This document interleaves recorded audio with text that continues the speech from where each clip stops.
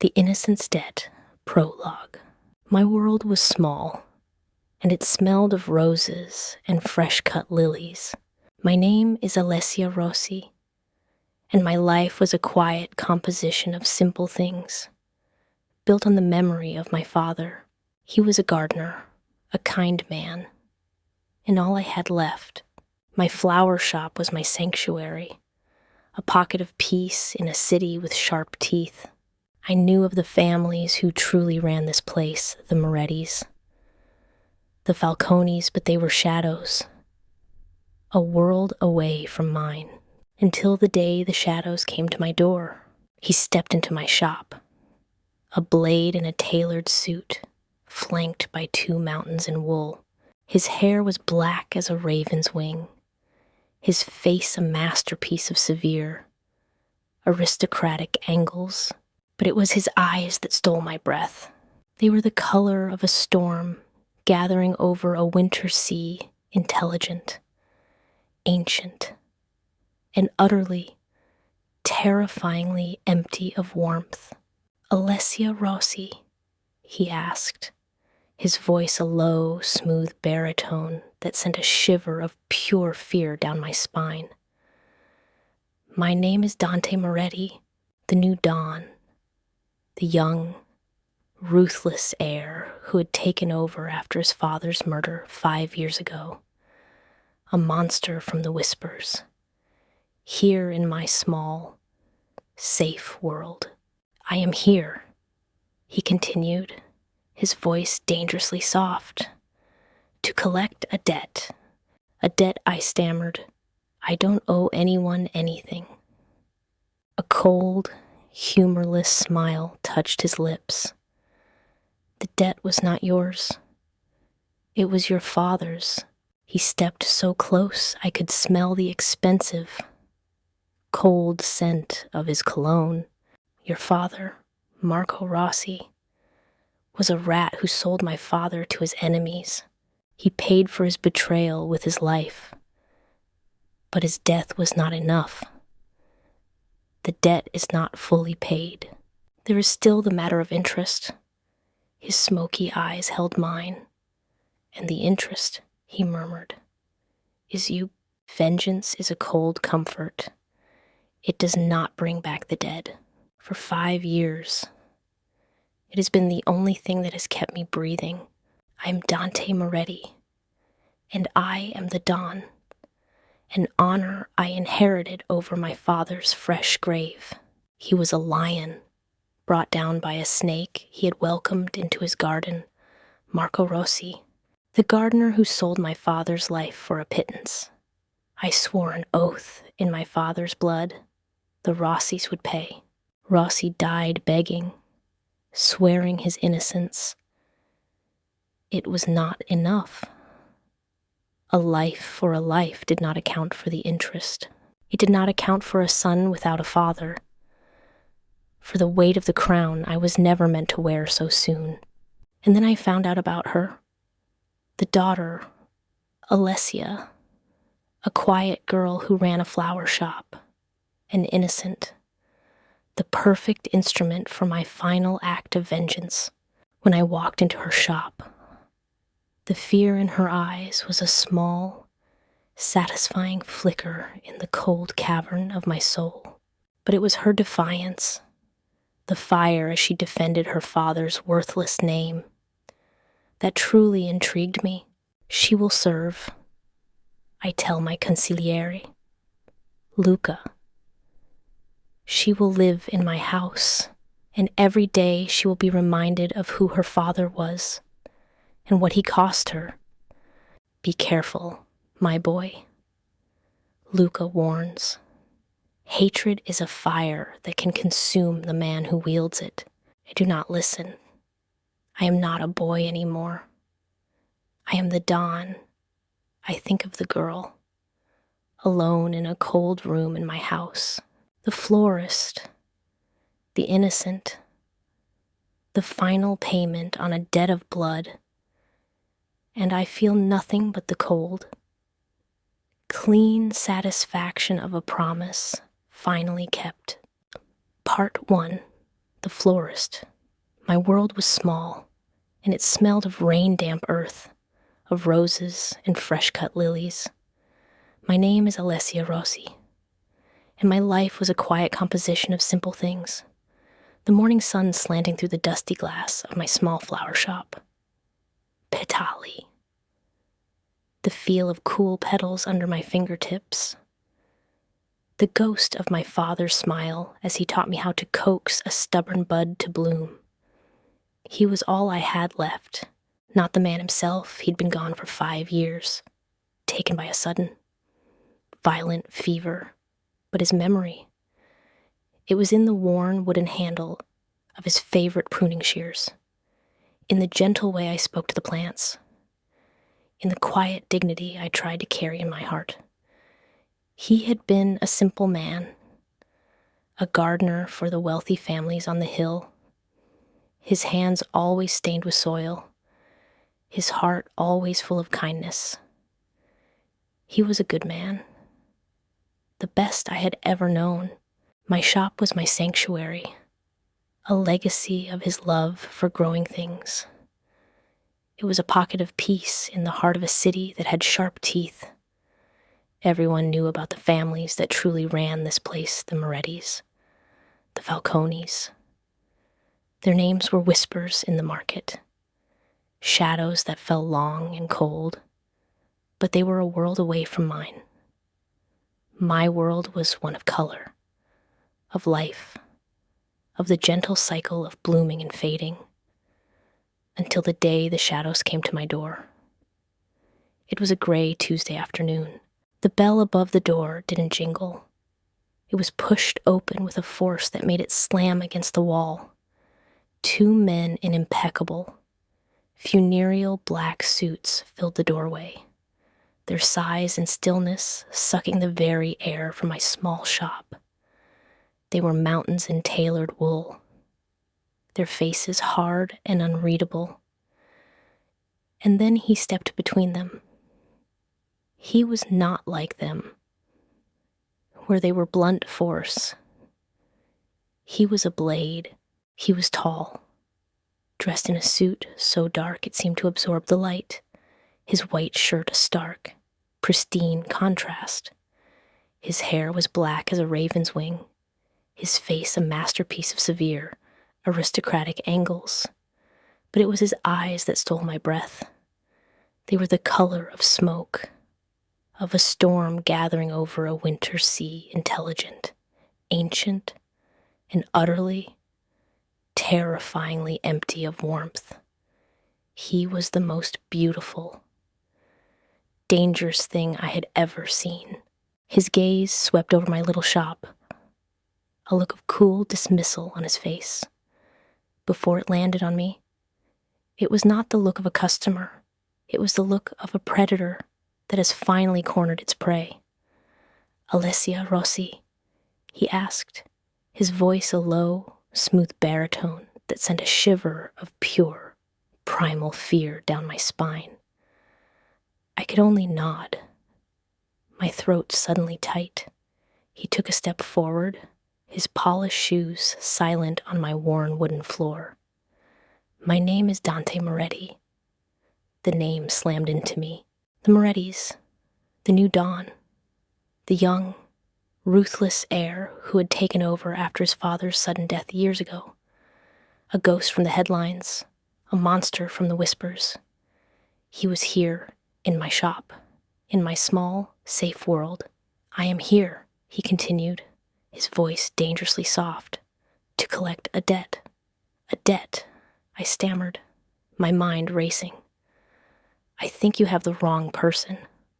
I don't owe anyone anything.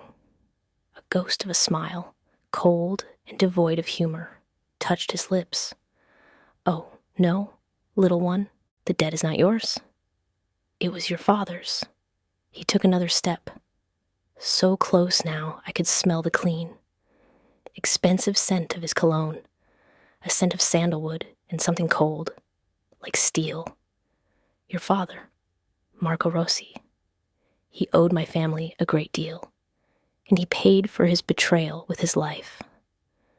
The words were a physical blow, My father was no traitor. He was an honest man.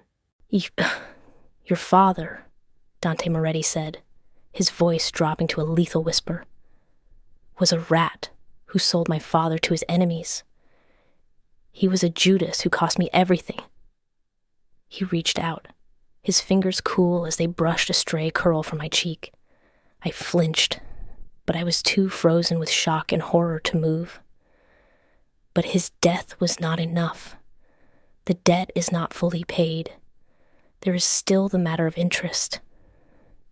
His smoky eyes held mine, and in their depths, I saw a chilling, absolute certainty in the interest. He murmured, "Is you." He didn't touch me again. He simply gave a slight, almost imperceptible nod to the mountains behind him. They moved, one on each side of me, before I could scream, before I could fight. They had me. My world of color and light and life was extinguished, swallowed by the cold, unforgiving shadow of the man who had just stolen my life to pay a debt I never knew existed. Part 2. The dawn vengeance is a cold comfort. It does not bring back the dead. It does not heal the wound of a boy who found his father bleeding out on the marble floor of his own home. But it is a promise, an oath. And for the past 5 years, it has been the only thing that has kept me breathing. My name is Dante Moretti, and I am the Don of the Moretti crime family. An honor I inherited at 25 over my father's fresh grave. He was a giant, a lion of a man, and he was brought down not by a rival, but by a snake he had welcomed into his garden, Marco Rossi, a simple gardener, a man my father had trusted, had treated like a friend, and the man who had sold the details of my father's travel route to the Falcones for a pittance. I was the one who found him. I was the one who held his hand as the life faded from his eyes. And I was the one who swore an oath in the blood that stained my hands. The Rossis would pay. Every last one of them. Marco Rossi had been easy enough to find. He had died begging, swearing his innocence with his last breath. A coward's end for a traitor's crime, but it was not enough. A life for a life was a simple, clean transaction. It did not account for the interest. It did not account for the years of a son without a father, for the chaos that had nearly torn my family apart, for the weight of the crown I was never meant to wear so soon. And then I found out about her, the daughter, Alessia, a quiet, solitary girl who ran a small flower shop, an innocent, the perfect instrument for my final act of vengeance, the perfect payment for the interest on the debt. When I walked into her shop, she was exactly as the reports had described, small, delicate, with a riot of dark curls and wide, doe-like brown eyes that held no knowledge of the darkness of the world. She was surrounded by flowers, a picture of fragile, naive beauty, and she was the daughter of the man I hated more than any other. The fear in her eyes when I introduced myself was a small, satisfying flicker of warmth in the cold cavern of my soul. But it was her defiance, the flash of fire as she defended her father's worthless name, that truly intrigued me. She had her father's eyes, but she had a spirit he had clearly lacked. The interest, I had told her, is you. And now, she is here, a prisoner in my home. The Moretti estate is a sprawling, cold monument to my family's power, perched on a hill overlooking the city. It is a place of marble floors, dark wood, and darker secrets. And tonight, it is her cage I stand on the balcony of my study, a glass of scotch in my hand, and look at the lights of the city below. My uncle and consigliere, Luca, stands beside me. "The girl is here, Dante," he says, his voice a low, cautious rumble. "She is in the old servants' quarters in the north wing. She has not wept. She has not pleaded. She just sits there, staring at the wall." "Let her," I say, my voice cold. "Let her contemplate the price of her father's sins." "And what is your plan for her?" Luca asks, his eyes searching my face. "You have your vengeance. Rossi is dead. What purpose does she serve?" "She serves as a reminder," I say, my voice hard, "a reminder to all our enemies and all our friends that the Morettis always pay their debts and they always collect." I take a sip of scotch, the burn of familiar comfort. "She will work. She will serve. She will live in my house, under my roof. And every day she will be reminded of who her father was and what he cost her." "Be careful, my boy," Luca says, his voice soft with a warning I do not want to hear. "Hatred is a fire that can consume the man who wields it. Do not let this girl become your pyre." I do not answer him. I am not a boy anymore. I am the dawn, and my fire has only just been lit. I look out at the city, my city, and I think of the girl, alone in a cold room in the north wing, the florist, the innocent, the final payment on a debt of blood, and I feel nothing but the cold, clean satisfaction of a promise finally kept. Part 3, the cage of marble and ice. The room they put me in was a cell. It was clean, but it was cold and stark, with a single, narrow bed, a rickety dresser, and one small window high on the wall, barred with ornate iron. It was in the old servants' quarters, a place of stone floors and echoing silence, a world away from the opulent heart of the mansion. I did not cry. Tears were a luxury I could not afford. Crying meant surrender, and I would not surrender. My father was not a traitor. I knew it with a certainty that was bone deep. This was a mistake, a monstrous, terrible mistake, and I would not let this beautiful, cruel man break me. The first few days were a blur of humiliation and hard labor. I was put under the charge of the head housekeeper, a severe, grim-faced woman named Elena, who looked at me with open contempt.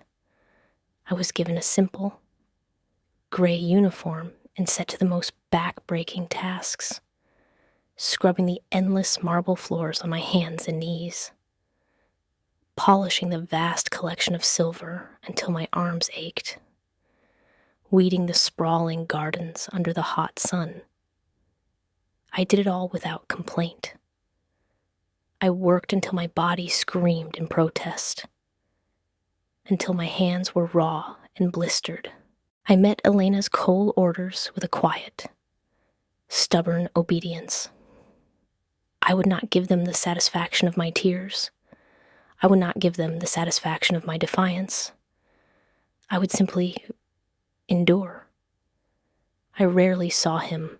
Dante Moretti remained a ghost in his own home.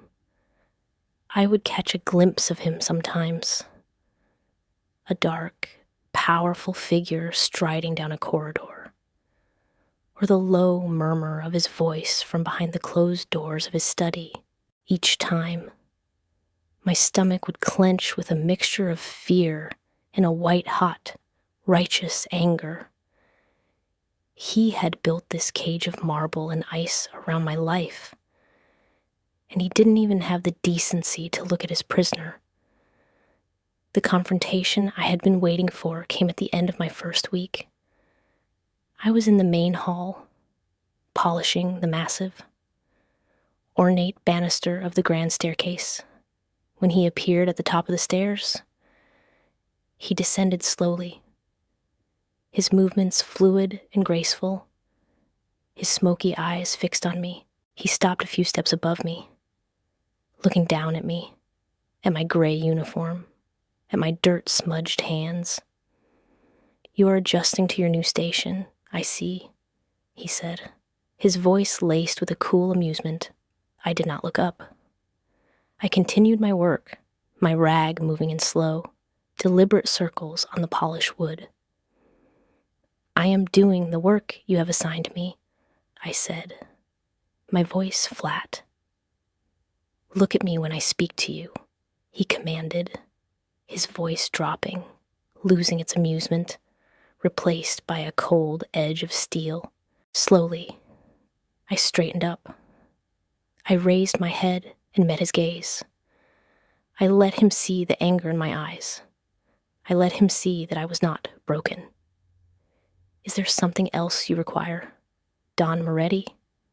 I asked, my voice dripping with a sarcasm I couldn't contain. A flicker of something surprise annoyance crossed his handsome face. He took the final steps down until he was standing directly in front of me. He was so tall. He seemed to block out the light. "Yes," he said, his voice a low, dangerous purr. "I require your submission, your fear. I require you to understand the consequences of your father's actions."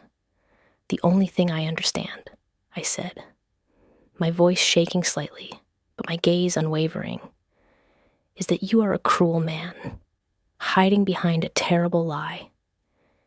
He reached out, his hand closing around my upper arm.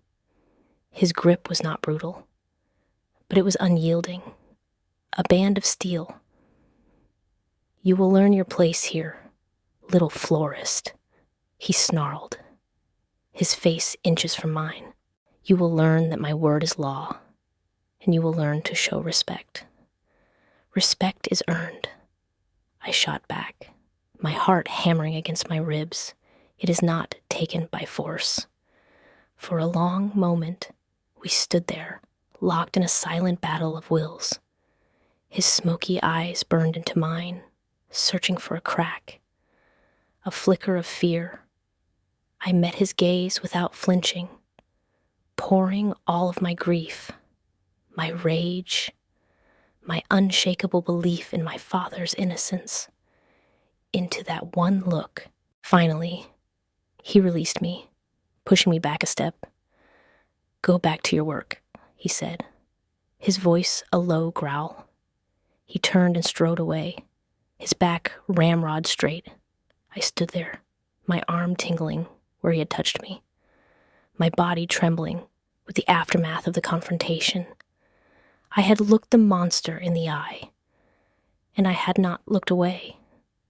It was a small victory, a tiny, flickering candle in the vast, cold darkness of my new life. But it was mine, and I would guard it with everything I had. Part 4. The thorn I had expected her to break. I'd expected tears, pleading, the satisfying crumble of a spirit crushed under the weight of my vengeance. I had not expected the fire. I had not expected the quiet, stubborn resilience, the defiance that burned in her wide, brown eyes. I watched her from the security monitors in my study. I watched her scrub floors with a grim determination. I watched her polish silver as if it were a mortal enemy to be vanquished, and I watched her confront me on the grand staircase, her small body trembling, but her spirit unbent. She was a thorn, a beautiful, sharp-witted thorn that had embedded itself under my skin, and she was beginning to irritate me in ways I had not anticipated. My plan had been simple: to keep her here. A living symbol of a debt paid, a constant, humiliating reminder of her father's treachery. But her presence was not humiliating. It was disruptive. Her quiet dignity was a silent accusation in the halls of my home. Her refusal to break was a challenge to my absolute authority. "The girl is strong," Luca said one evening, finding me staring at the monitors again. "She has a spirit her father lacked." "She is a fool," I retorted, my voice sharp. "Her father's pride will be her undoing, or her salvation," Luca murmured, his eyes full of a wisdom that grated on my nerves. "Be careful, Dante. There's a fine line between breaking a horse and admiring its spirit." I ignored him. I would break her. I would find the crack in her armor and shatter it. I ordered Elena, the housekeeper, to double her workload. I assigned her the most unpleasant tasks: cleaning the kennels of my hunting dogs, mucking out the stables. I wanted to cover her in the filth of my world, to extinguish the clean, bright light of her defiance. But every time I saw her, she was still there. Her uniform might be smudged with dirt. Her hair might be escaping its tight bun. But her eyes still held that same fire, that same infuriating spark of righteous anger. One afternoon, I was walking through the west wing of the estate, a part of the house that had been closed off since my mother's death. It was her wing, her sanctuary, and at the heart of it was her conservatory, a vast glass house filled with her collection of rare orchids and roses. It had been left to die, the plants withered and brown, the air thick with the dust of neglect. And she was there, Alessia. She was on her knees, not scrubbing, but tending to a single, gnarled rose bush in the center of the room. It was my mother's favorite, an ancient, almost black rose called the Midnight Bloom. It hadn't produced a single flower since her death. Alessia was gently pruning the dead branches, her small, dirt-smudged hands moving with a tender, practiced care. She was murmuring to the plant, her voice a low, soft whisper. I stood in the doorway, watching her, unseen. I saw not the servant, not the daughter of my enemy. I saw a creator, a healer. I saw a woman coaxing life from a place of death and decay. In the sight, for a reason I cannot comprehend, made my cold, vengeful heart ache with a strange, unfamiliar pang. She was not just a thorn. She was a rose, growing in the ruins of my past, a beautiful, defiant flower, surrounded by thorns. And I felt a sudden, inexplicable, and utterly infuriating urge to see her bloom. I stepped back into the shadows before she could see me, my mind in turmoil. My simple, clean plan for vengeance was becoming messy, complicated. The girl was not a symbol. She was a person who was bringing life back to the deadest parts of my home, and, I feared, to the deadest parts of my soul. And that was a complication I could not, and would not, allow.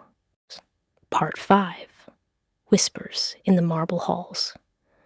The conservatory became my secret sanctuary after my official duties were done.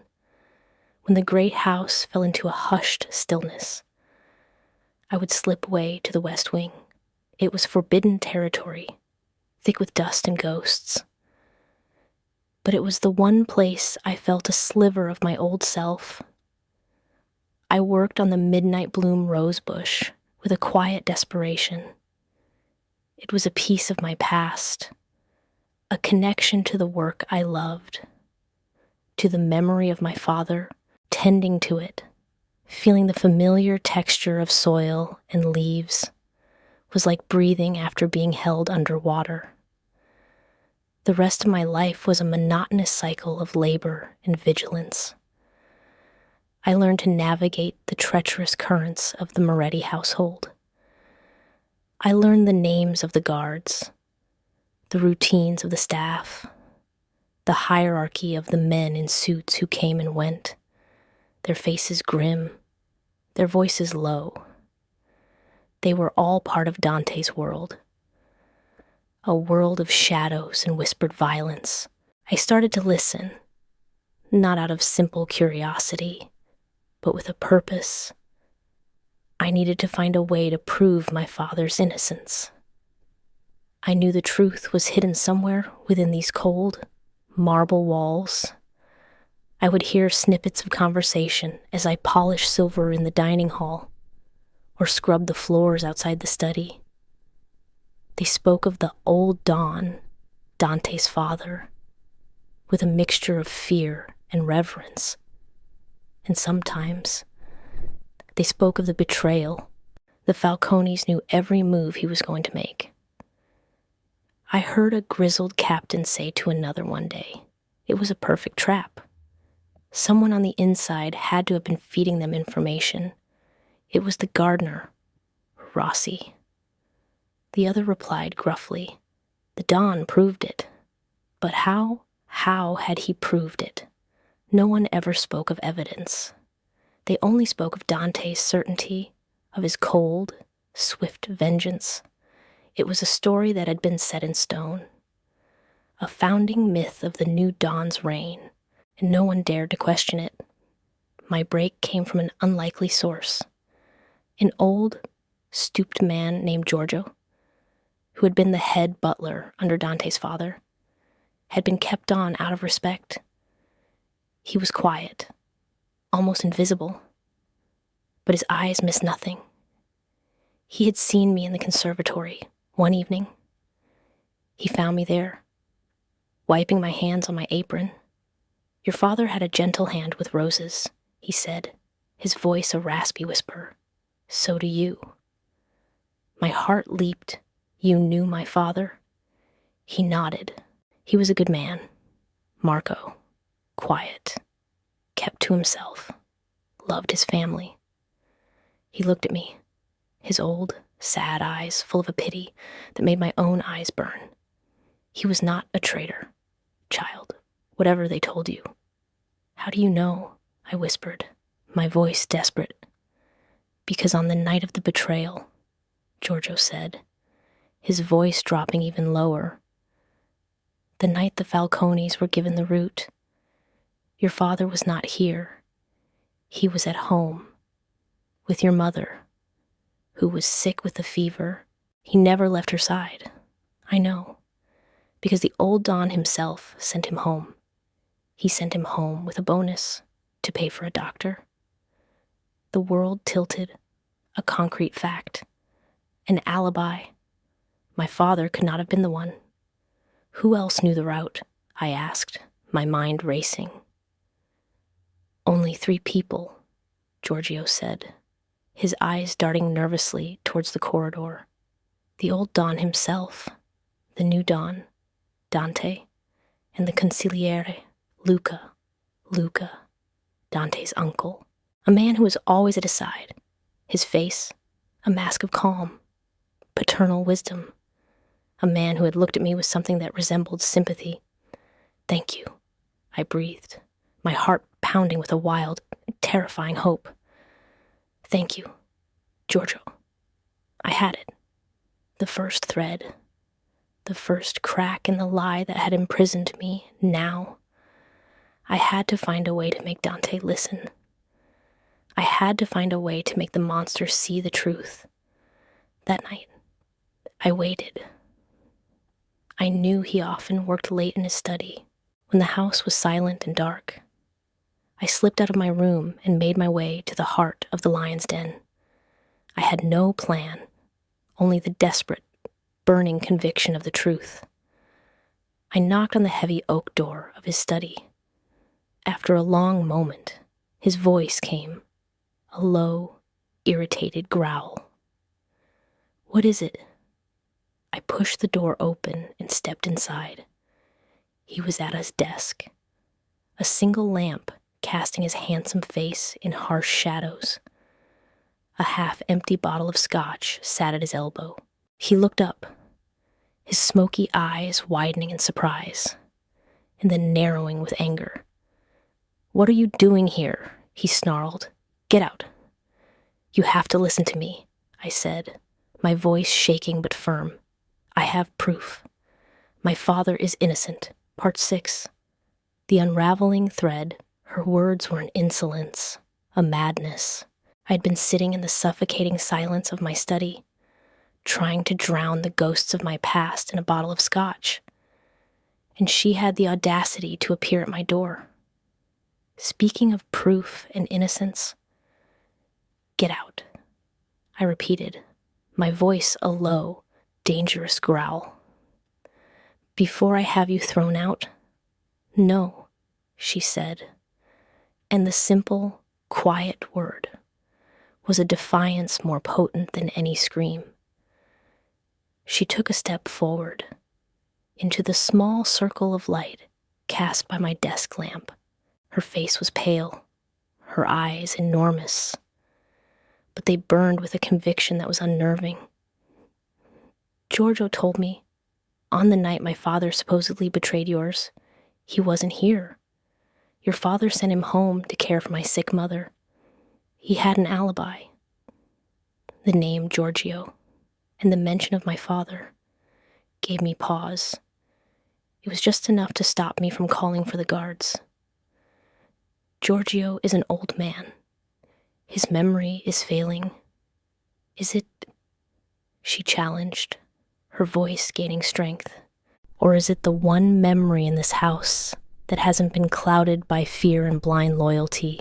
The old Don's driver, his security chief for that night, are they still alive? Do their records of who was on the estate match?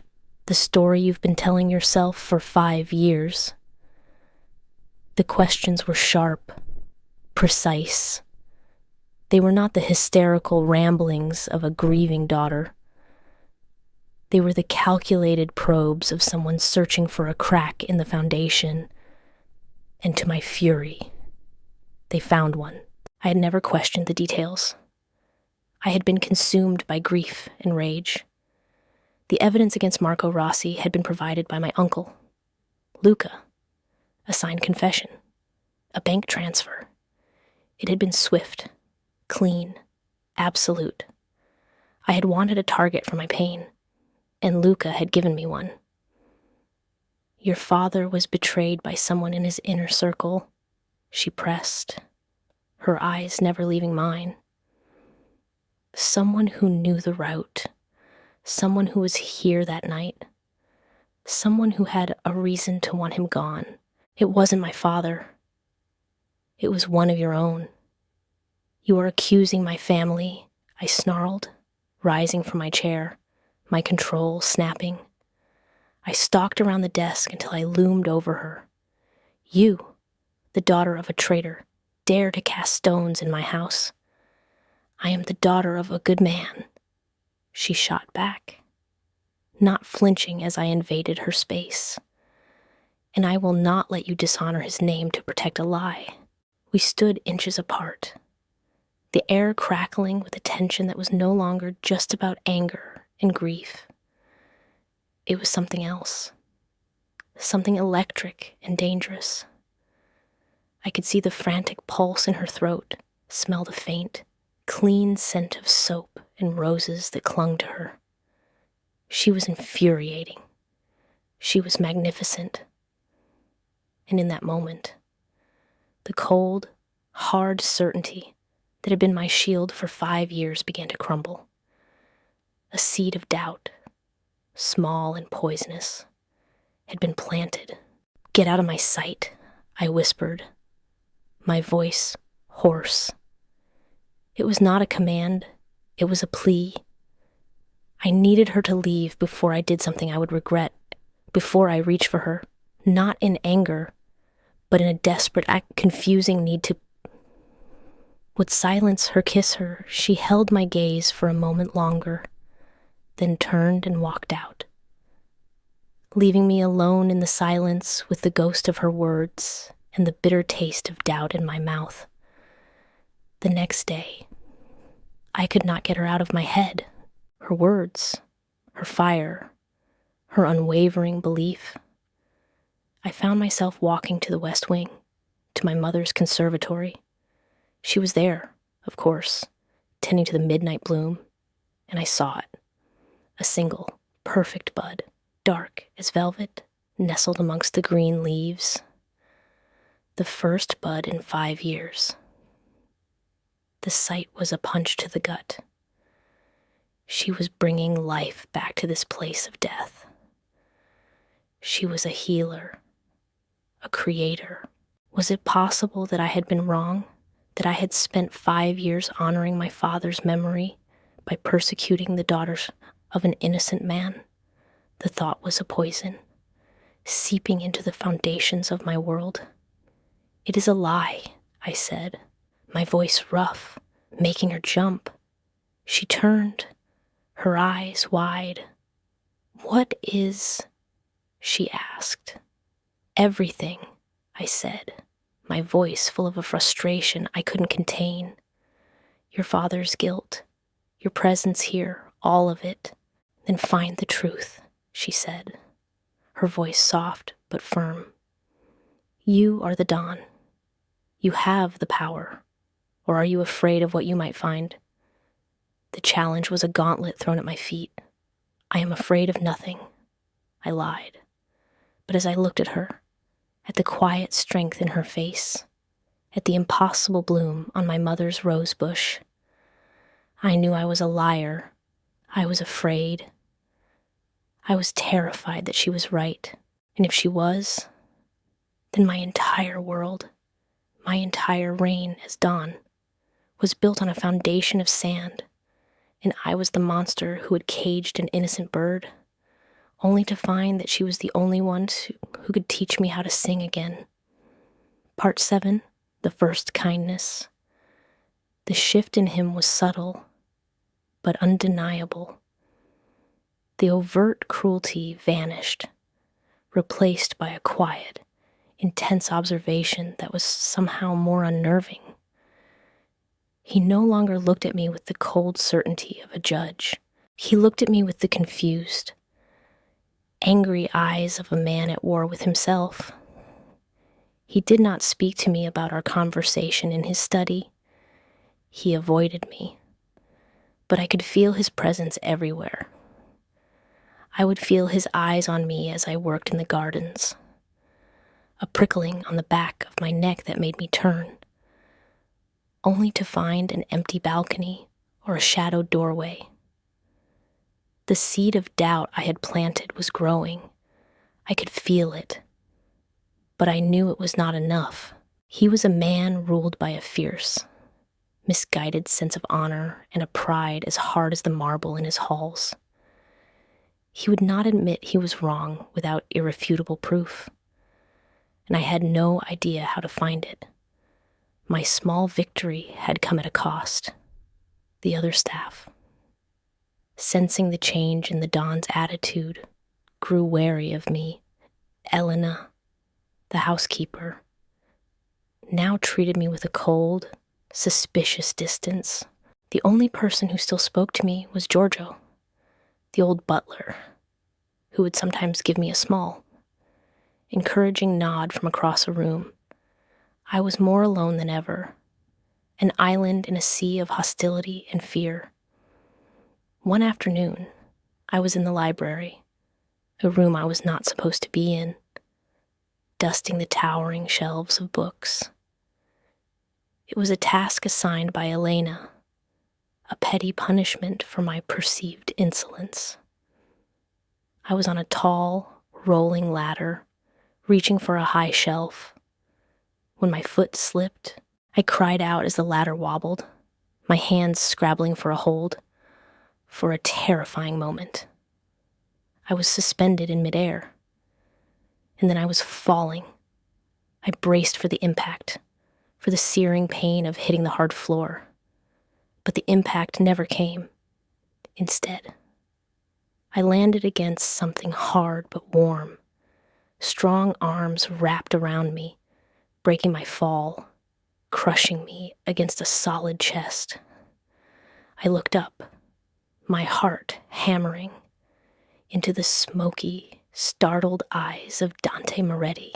He had moved with a speed that was inhuman, crossing the vast library in an instant to catch me.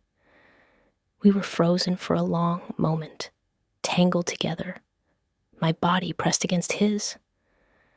I was acutely aware of everything, the strength in his arms, the clean, sharp scent of his cologne, the surprisingly soft wool of his suit, the steady, powerful beat of his heart against my cheek. The air between us was electric, charged with a sudden, shocking intimacy.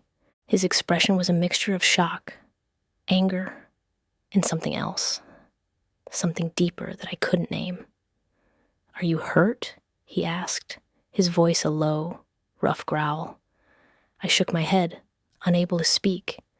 He set me on my feet, but he didn't immediately let me go. His hands lingered on my arms, his gaze searching my face. "You should be more careful," he said, his voice softer than I had ever heard it. I'm sorry," I stammered, finally finding my voice. "I am not supposed to be in here." "I know," he said. And then he did something that stunned me into silence. He reached out and gently brushed a smudge of dust from my cheek with his thumb. The gesture was so tender, so completely at odds with the monster I knew, that it shattered my composure. Tears, hot and unexpected, welled in my eyes, the tears I had refused to shed for weeks, tears of fear, of loneliness, of a sudden, overwhelming confusion. His expression softened further.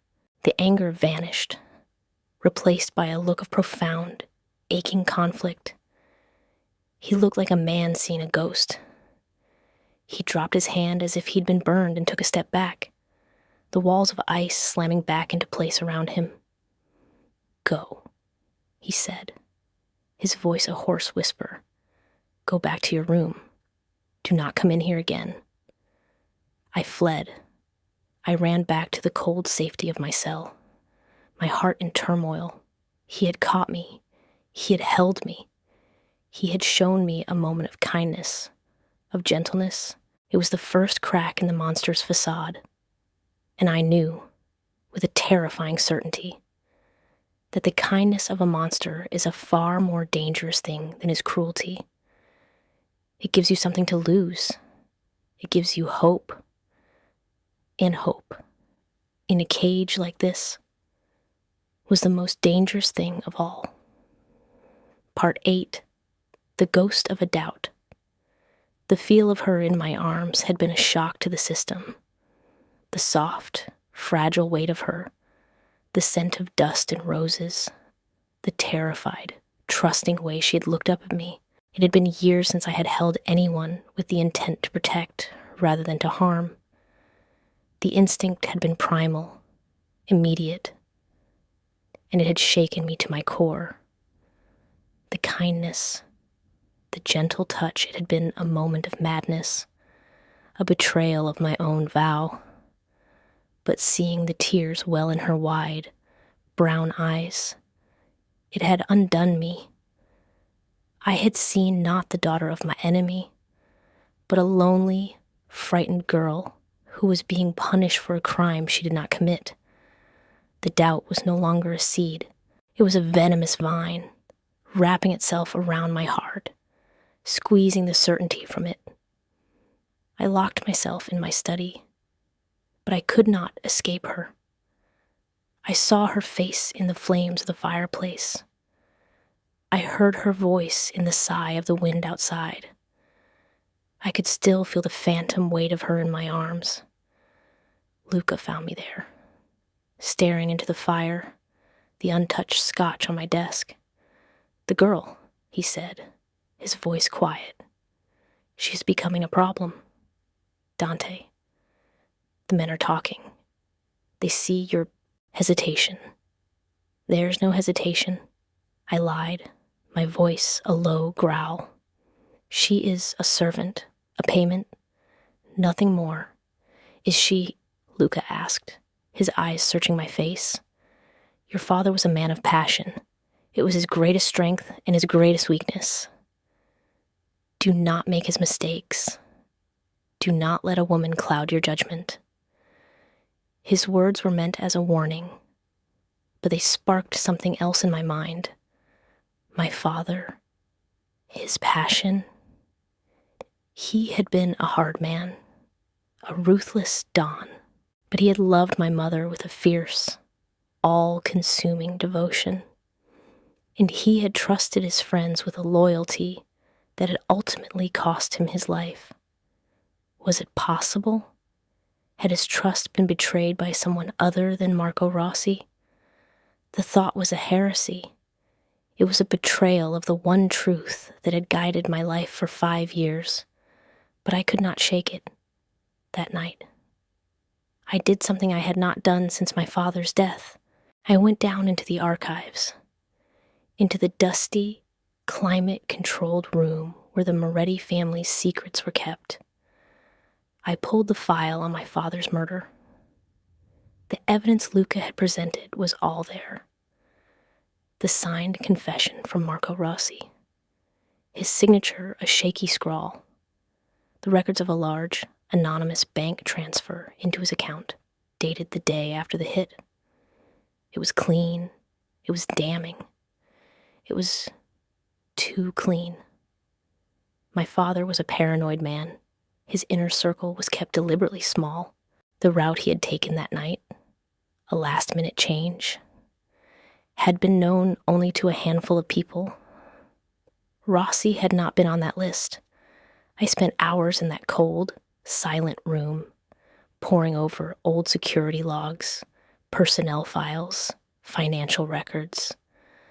I was not looking for proof of Rossi's guilt anymore.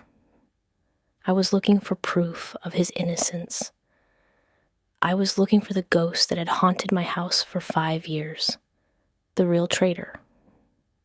And then I found it. A small, insignificant detail. A discrepancy. The security log for the main gate on the night of the betrayal showed a car leaving the estate an hour after my father's convoy had departed. The car was registered to a shell corporation, but the authorized exit code, it was Luca's. My blood turned to ice. My uncle. My mentor.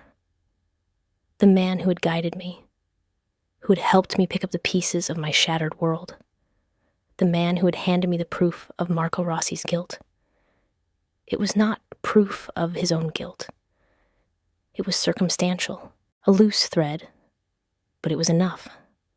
I closed the file, my hands shaking with a rage so cold, so profound. It felt like a sickness. For 5 years, I had been a puppet.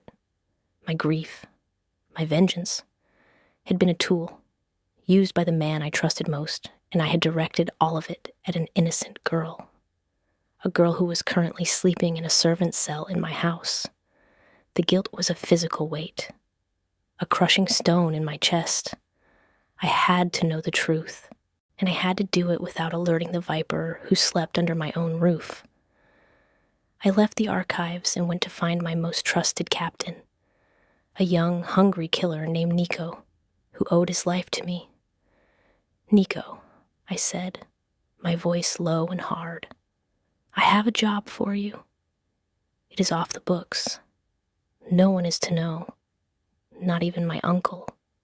I gave him his instructions to find the old driver, the security chief, to re-examine every piece of evidence, every witness statement from that night, to dig, and to report only to me. I had just declared a silent war on the man I called family, and I was using the methods of a monster to hunt for a truth that I feared would destroy me. But I had to know, for my father and for the girl who was currently haunting my every waking thought.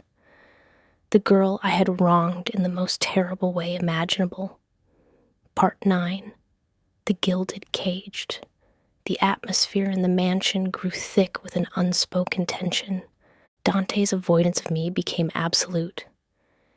Yet his presence was more powerful than ever. It was in the way the guards now watched me. Their expressions no longer hostile, but wary, confused. It was in the way Elena, the housekeeper, now assigned me only the lightest duties, her severe face etched with a new, grudging respect. Something had changed. I had been a prisoner. Now, I felt like a secret, a dangerous, fragile secret that the Don himself was keeping. One afternoon, Elena came to my room. "Don Moretti has instructed that you be moved to the East Wing," she said, her voice stiff, her eyes not quite meeting mine. "Your duties are suspended for now." She led me from my cold, stone cell to a suite of rooms that took my breath away. It was not as grand as the master suite, but it was beautiful, decorated in soft creams and blues, with a small balcony that overlooked the rose gardens. A dozen books were stacked on the nightstand: poetry, classic novels, and in a crystal vase on the dresser was a single, perfect, midnight bloom rose. It was a cage, but it was a gilded one, a beautiful, comfortable prison. I was no longer a servant. I was a guest, a captive of honor. I didn't know what to call it. The change was disorienting, terrifying. The cruelty I had understood. I could fight against it. But this calculated, confusing kindness, I didn't know what to do with it. He was trying to atone. I knew it. My words in his study, my fall in the library, they had shattered his certainty. He was trying to pay a debt, not of vengeance, but of guilt. But I did not want his comfort. I did not want his gifts. I wanted my father's name cleared. I wanted my life back. He came to me that evening.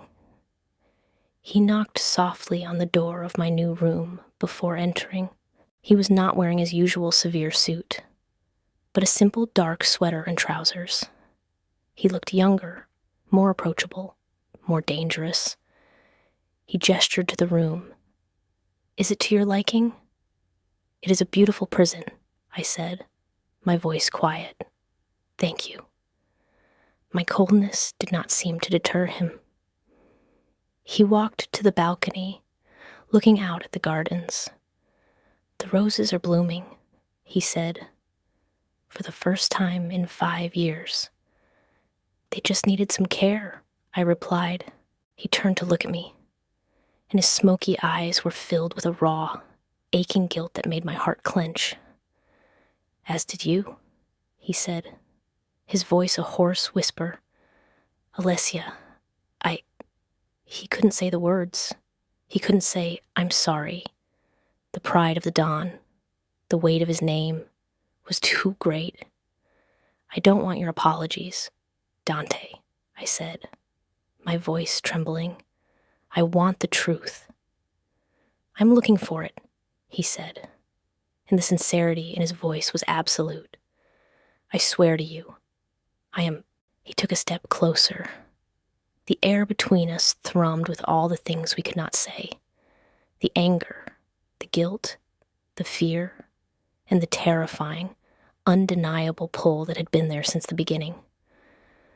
"Let me make this right," he murmured, his gaze dropping to my lips. "Let me—" "No," I whispered, taking a step back. I was terrified, not of him, but of myself, of the treacherous part of me that wanted him to close the distance, that wanted to feel his touch again, that wanted to find comfort in the arms of my captor. The only way to make this right is to find the man who killed your father and framed mine. The passion in his eyes was banked, replaced by a grim resolve. He nodded. I will. He vowed, I will find him, and when I do, I will bring you his head on a platter. The casual brutality of his words was a chilling reminder of who he was. He was a man trying to be good, but his only tools were those of a monster. He left, closing the door softly behind him, leaving me alone in my beautiful cage with the scent of a single rose and the ghost of a killer's promise. Part 10. The Serpent's Kiss. The hunt was a quiet, venomous thing. For weeks, I lived a double life. By day, I was the Don, attending to the business of my empire, sitting in meetings with my uncle, Luca, whose every word of counsel now felt like a drop of poison in my ear. By night, I met with Nico, my captain, piecing together the last day of my father's life. The threads were unraveling, slowly but surely. The driver confirmed Giorgio's story. Marco Rossi had been sent home early. The security chief's report had been edited. The original log, which Nico managed to recover, showed Luca's car leaving the estate, just as I had seen. But it also showed another entry. An hour later, a car belonging to a known Falcone enforcer arriving and leaving 20 minutes later, an entry that had been scrubbed from the official record. The picture was becoming clear. Luca had not just been a passive observer. He had been the architect. He had sold my father's route. He had let the killers in, and he had framed an innocent gardener to cover his tracks. The motive was simple: ancient, greed, power. My father had been considering retiring, passing the crown not to me, but to a more seasoned cousin, Luca, as my consigliere, would have held the real power. My father's death had put me on the throne, a young, grief-stricken boy who was easy for him to manipulate. The rage that built in me was a cold, dark ocean. The man I had loved like a father, the man who had dried my tears, had been the one holding the knife. I had to be sure. I needed more than logs and whispers. I needed a confession. I needed to see the serpent shed its skin. I set a trap, using the one thing I knew he was still greedy for a new shipping route. A lucrative deal that would bring in millions. I called a meeting of my inner circle, laying out the details of the deal. I made sure to mention that the final contracts, the unredacted documents with all the key financial information, were in the safe in my father's old office, a room no one had used since his death. And then, I waited. The night I set the trap, the tension in the house was a physical thing. I found myself drawn to her, to Alessia. She was the eye of my storm, the one point of calm in my chaotic world. I went to her rooms. She was on the balcony, a shawl wrapped around her shoulders, looking up at the stars. "You should not be here," she said, not looking at me. "Your men will talk." "Let them," I said, coming to stand beside her. "I don't care." The silence between us was no longer hostile. It was filled with a fragile, aching tenderness. "I found something," I told her, my voice low. "Proof that you were right." She turned to look at me, her eyes wide, full of a hope so pure it was painful to see. "What is it?" "I can't tell you yet," I said, my voice rough. "Not until I am certain, not until it is over, but it will be soon. I promise you. She searched my face, then simply nodded, accepting my words. The trust in that simple gesture was more valuable than my entire empire. The pull was too strong. I was a man walking to his own execution, and she was my last taste of heaven. I reached for her, my hand gently cupping her face. Alessia, I whispered, her name a prayer on my lips, and then I kissed her. It was not like the brief, angry moment of contact in my study. This was different. It was a kiss of desperation, of confession, of a profound, aching need. It was all the guilt, all the rage, all the loneliness of the past 5 years, poured into one single touch. It was a serpent's kiss, born of darkness and betrayal. But it was the most honest thing I had ever done. She stiffened for a moment, and then, to my eternal surprise, she melted against me, her hands coming up to clutch my shirt. She kissed me back, her own desperation meeting mine. The kiss was a fire, a storm. It was too much, and not enough. I broke away, my breathing ragged. Tomorrow, I whispered against her lips. After tomorrow, everything will be different. I left her then. Before I could lose myself completely, I went to my father's old office. I did not turn on the lights. I simply sat in his chair, in the dark, and waited for the serpent to come for the bait. And I prayed that I would be strong enough to survive its venom. Part 11. The serpent's venom. The kiss had been a brand, a fire that had seared itself into my soul. It was wrong. He was my captor, the man who had destroyed my life.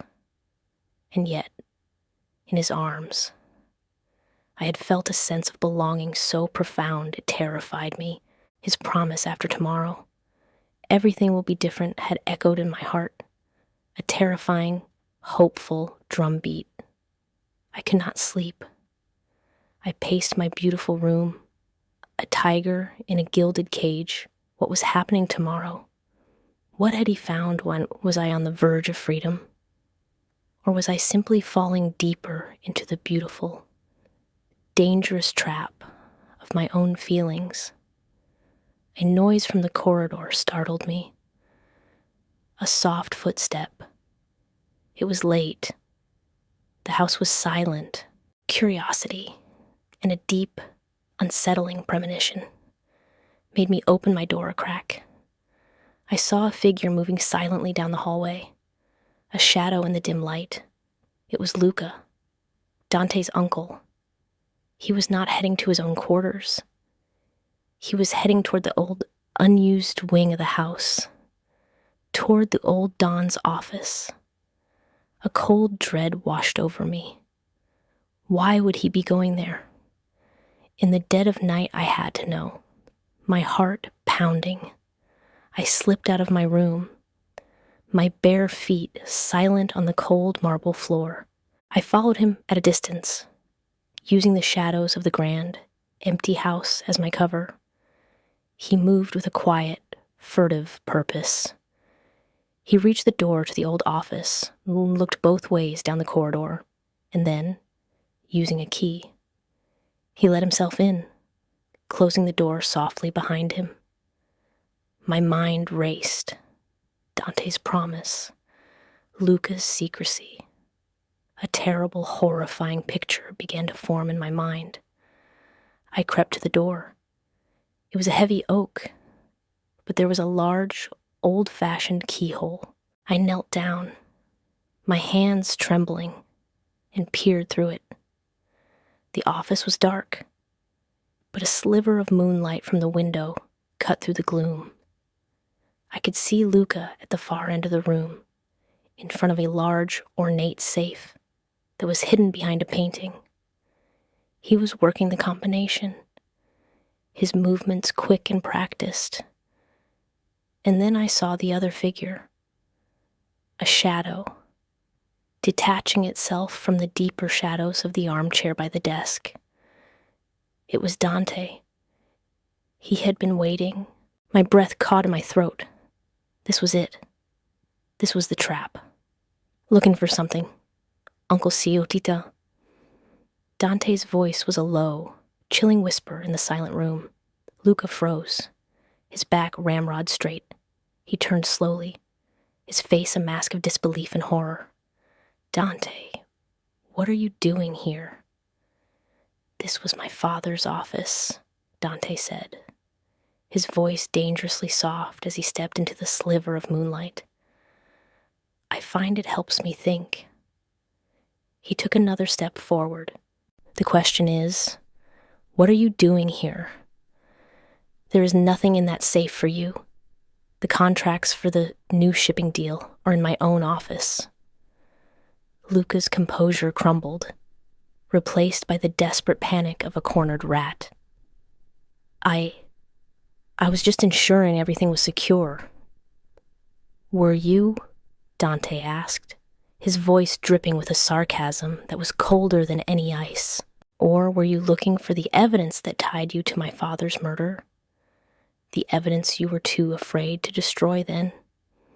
The evidence you planted to frame an innocent man? It's not true, Luca blustered. It was the gardener Rossi confessed. He confessed after your men beat him for 2 days. Dante snarled, his voice finally breaking with the force of his rage. You handed me a lie, and I, in my grief, was a fool enough to believe you. You used me. You used my pain. You let me cage an innocent girl, all to cover your own pathetic greed. I did it for the family, Luca shrieked, his voice high and thin with fear. Your father was weak. He would have ruined us. I did it for you. You did it for yourself, Dante said, his voice dropping to a dead, flat calm that was more terrifying than any shout. And now, you will pay the price. I saw the glint of metal in Luca's hand, a small pistol, pulled from his jacket. He was faster than I would have thought, but Dante was faster. He didn't have a gun. He had only his rage. He moved, a blur of motion in the dark, and the sound of the single, brutal punch echoed in the silent room. Luca crumpled to the floor, the gun clattering across the marble. Dante stood over him, his chest heaving, his face a mask of terrible, agonizing grief. The serpent was exposed. The truth was out. And then he looked toward the door, directly at the keyhole, at me. He had known I was there, his smoky eyes, full of pain and a raw, terrible vulnerability, met mine. He had kept his promise. He had found the truth. But the truth had not set us free. It had just revealed the true, horrifying depth of our cage. He was a monster forged by betrayal. And I was a woman who had fallen in love with him. And I knew, with a certainty that chilled me to the bone, that there was no going back for either of us. Part 12. The Serpent's Reckoning. I did not move from the door. I watched as Dante dragged his unconscious uncle from the room, his movements efficient and grim. He did not look at me again. The silence he left behind was heavy, absolute. I knew what would happen to Luca in this world. There was only one price for betrayal. The thought should have horrified me. Instead, I felt a strange, cold sense of finality, of justice.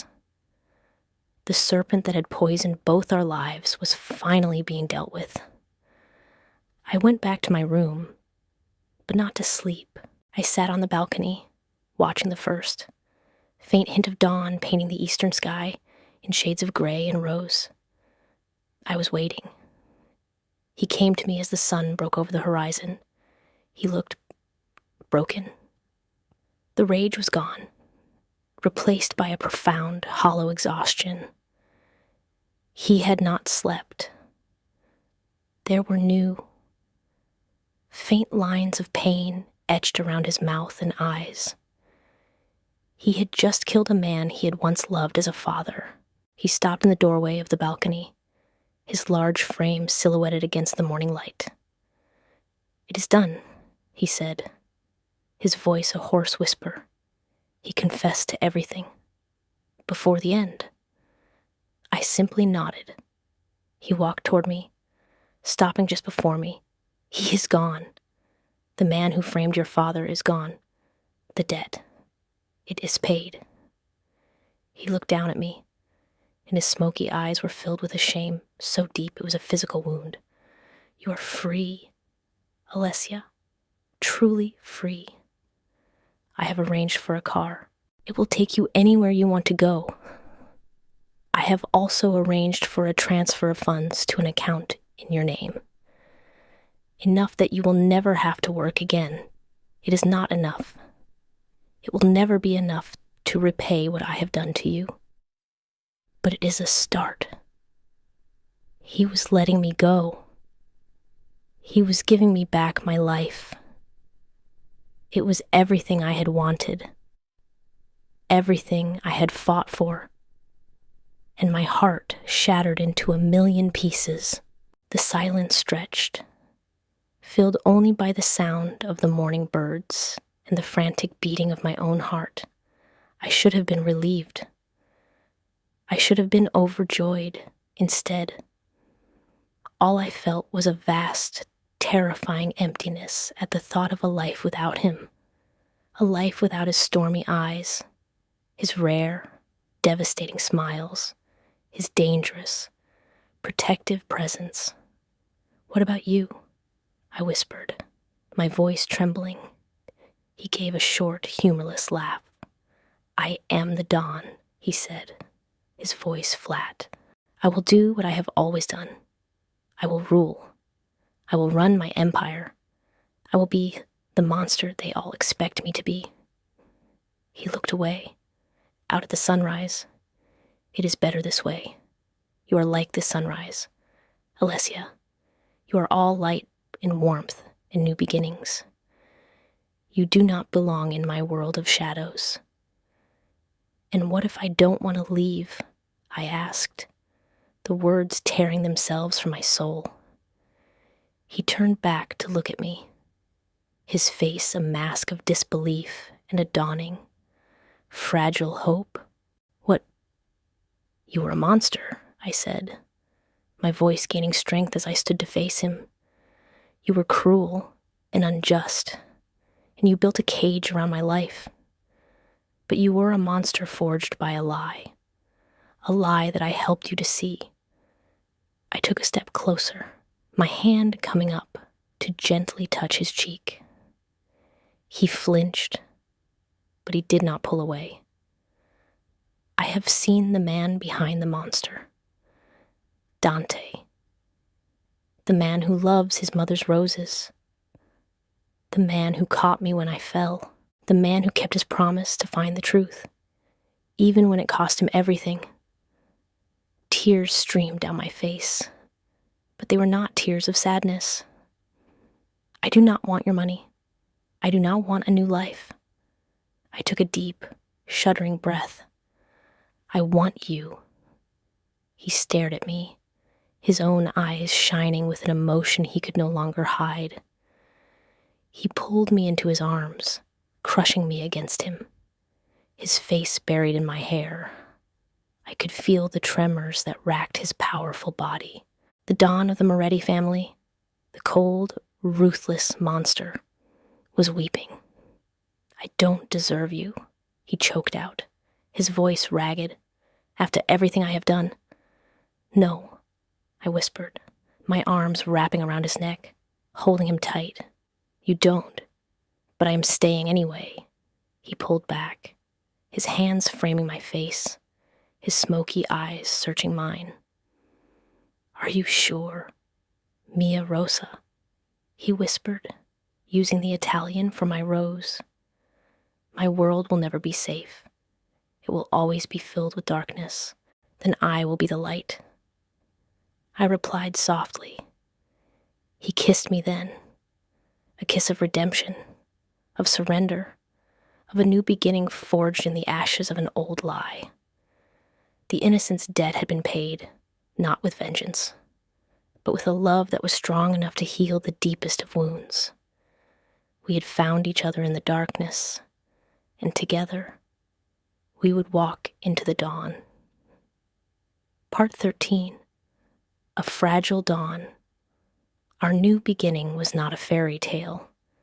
The ghosts of the past did not simply vanish with the morning sun. They lingered, shadows in the corners of our gilded cage.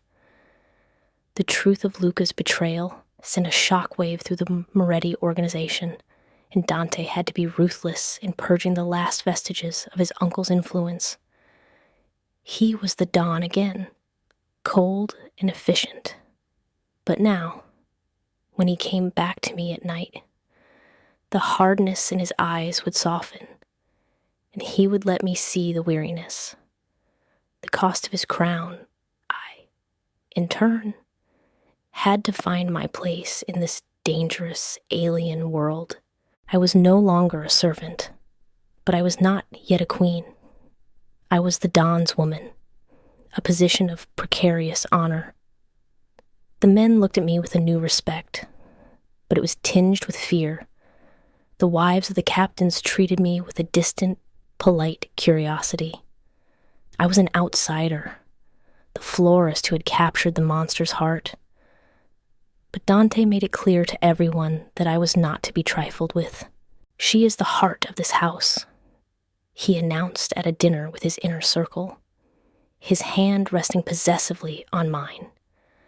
An insult to her is an insult to me. Her word is my word. He was giving me power, a shield. He was weaving me into the fabric of his world, making me an inextricable part of his life. We found our own rhythm, our own fragile peace. I took over the care of the conservatory, turning my mother-in-law's forgotten sanctuary into a vibrant jungle of life and color. It became a domain, a place of peace where the darkness of the mansion could not touch me. Dante would find me there. In the evenings, he would not speak of business, of the blood and the violence. He would simply sit with me in the warm, humid air and watch me work. In the quiet companionship of those moments, we began to heal. He showed me the man he was, the man who had been buried under years of grief and duty, the man with a sharp, dry wit, a surprising passion for history, and a deep, abiding loneliness that only I seemed to touch.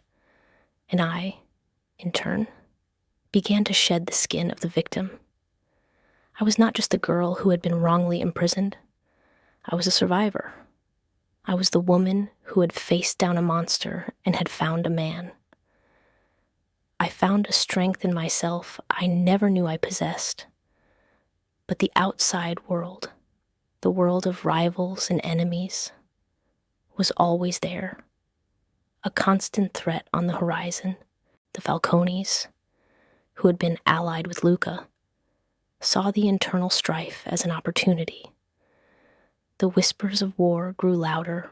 One evening, Dante came to me in the conservatory, his face grim. "There is a problem," he said. "The Falcones have made a move. They have taken one of our shipments. It is a direct challenge." My blood ran cold. The peace was over. "What will you do?" I asked, my heart aching for the hardness that had returned to his eyes. "I will do what I must," he said, his voice the cold, flat tone of the dawn. "I will meet with Marco Falcone. We will negotiate, but if he does not back down, there will be a war. Let me come with you," I said. the words surprising me as much as they did him. He stared at me. Absolutely not. It is too dangerous. You said my word was your word, I challenged him gently. You said I was the heart of this house. The heart does not hide when the body is in danger. I took his hands in mine. They see you as a monster, a brute. Let them see something else. Let them see a man who is strong enough to have a partner, not just an army. I was asking for the impossible, to bring a woman, an outsider, to a sit-down between two warring dons was unheard of.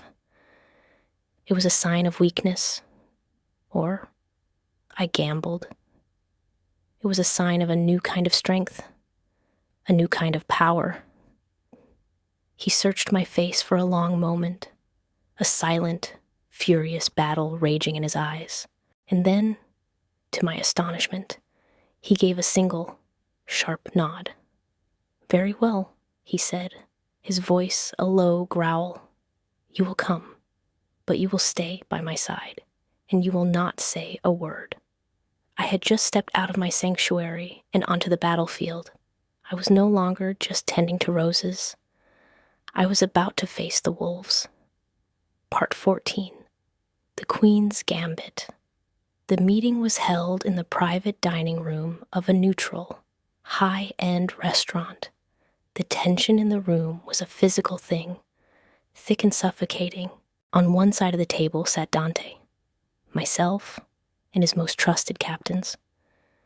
On the other side sat Marco Falcone, a man with the cold, dead eyes of a shark, flanked by his own brutal-looking enforcers. My presence had caused a stir. I could see the shock and contempt on Falcone's face. He looked at me as if I were a piece of decorative furniture, a foolish indulgence of the young Don. The negotiations began, and they were brutal. Falcone was arrogant, confident. He thought Dante's internal problems had weakened him. He made outrageous demands, pushing, prodding, trying to provoke Dante into a rash move.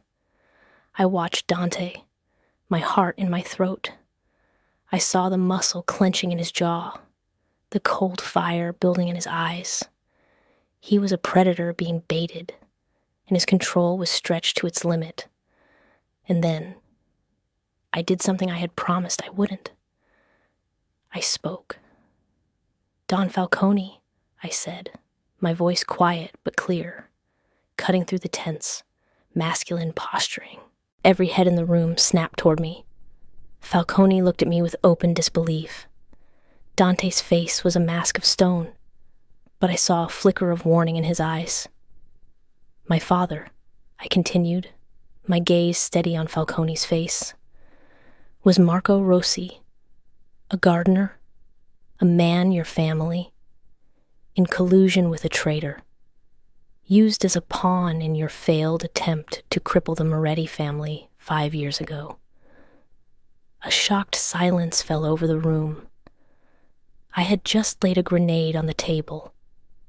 My husband, I said, my voice gaining strength, spent 5 years believing a lie that men like you created. He has spent the last few months cleaning his own house of the rot that you helped to plant. I leaned forward slightly.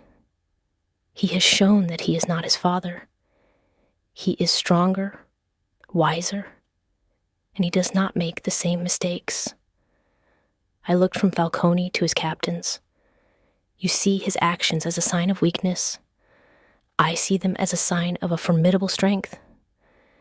He is consolidating his power. He is building a foundation of loyalty, not fear, an empire that will last. I finally turned my gaze back to Falcone.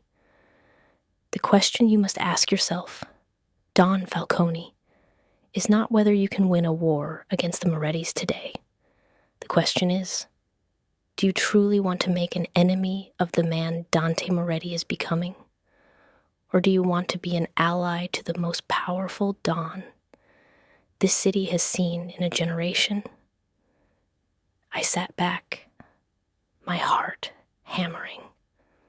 I'd played my hand. I had used my story, my perceived weakness, as a weapon. The silence was absolute. Falcone stared at me, his shark-like eyes narrowed, re-evaluating everything. He was not looking at a piece of furniture anymore. He was looking at a queen. He finally let out a short, harsh laugh. He looked at Dante.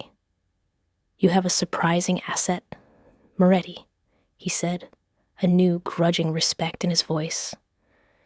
He pushed his chair back and stood. "The shipment will be returned. The debt is forgotten. For now." He gave a curt nod. "Let us see what kind of king you become." And then he and his men were gone. The room was silent for a long moment. Then one of Dante's captains started to chuckle, a low, incredulous sound. Soon, the others joined in. Dante simply sat there, staring at me. His face was a mask of stunned disbelief, of pride, of an emotion so profound it made my own eyes burn.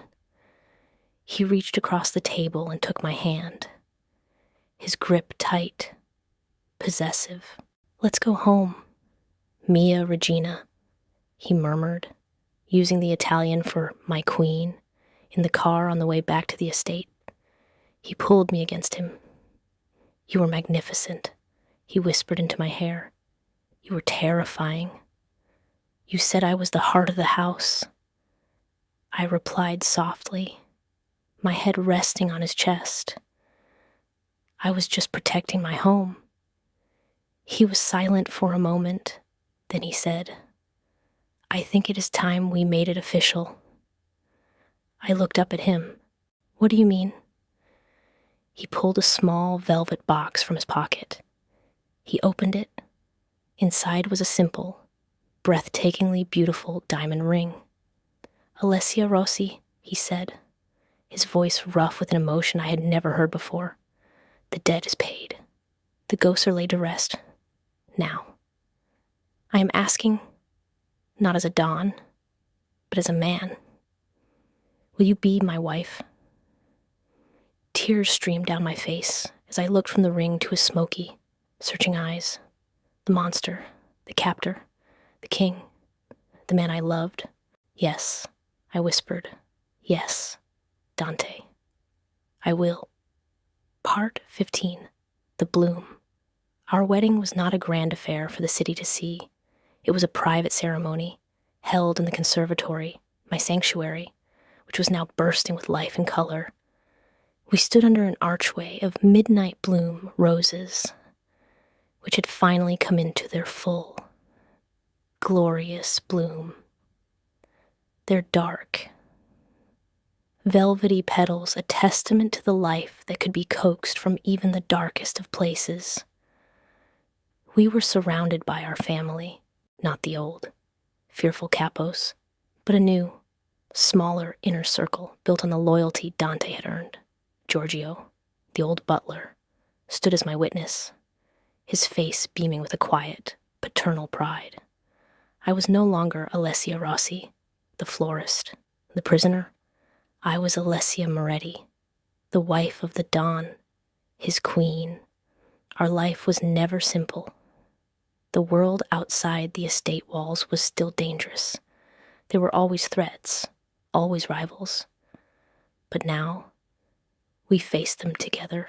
Dante ruled his empire, but he ruled it with a new wisdom, a new strength, tempered by the compassion and the strategic thinking that I brought to his counsel. We were a team, a partnership forged in fire and betrayal, and we were formidable. The mansion was no longer a cold, sterile cage. It was a home. Laughter echoed in the marble halls. The scent of roses drifted from the conservatory. It was a place of light, a sanctuary that we had built together in the heart of the darkness. One afternoon, a year after our wedding, I found Dante in the library, the room where he had once caught me when I fell. He was not reading business ledgers. He was looking at an old, leather-bound photo album, my mother's. He looked up as I entered, a soft, genuine smile on his face. "I was just looking at the woman who gave me my world," he said, his voice a low, warm rumble. He patted the leather armchair beside him. I sat, and he wrapped his arm around me, pulling me close. He opened the album to a picture of my father, a young man with a kind, open face, standing proudly in a garden, his hands stained with earth. "He was a good man," Dante said, his voice quiet, full of a regret that would never fully fade, but that had lost its power to consume him. "He would have been proud of you." "He is," I whispered, my head resting on his shoulder. I placed my hand on my gently swelling belly. A new life, a new beginning, a child who would be born into a world of power and danger, but who would also be born into a world of fierce, unwavering love. A child who would know their father not as a monster, but as a king, a wise, just, and loving king. Dante's hand came to rest over mine, his touch gentle, protective. "A new bloom," he murmured, his smoky eyes full of a light I had never thought I would see.